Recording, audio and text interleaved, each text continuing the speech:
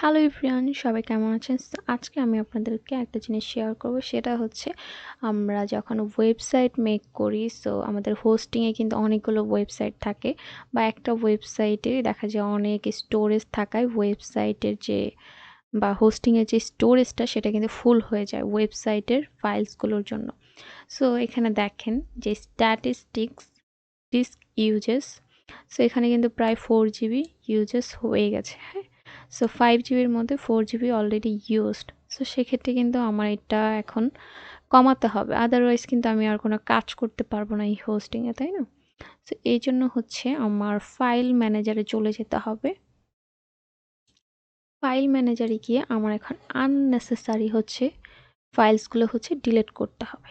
Like এখানে হচ্ছে আমি আগের ভিডিওতে হচ্ছে ব্যাকআপ রেখেছিলাম, এখানে জিপ ফোল্ডারটা কিন্তু অলরেডি আর কি আছে। এখানে কিন্তু 1 GBর মতো, যেটা প্রায় অনেকটা স্টোরেজ নিয়েছে। এখন আমি এটাকে জাস্ট হচ্ছে ডিলিট করে দেব।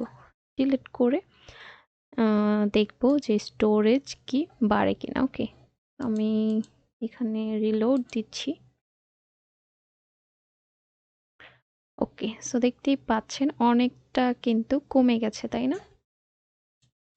দেখি আমি আরও কিছু ফাইলস হচ্ছে বাদ দেওয়া যায় কিনা। আমি হচ্ছে এটাও বাদ দিয়ে দিচ্ছি, ডিলিট করে দিব।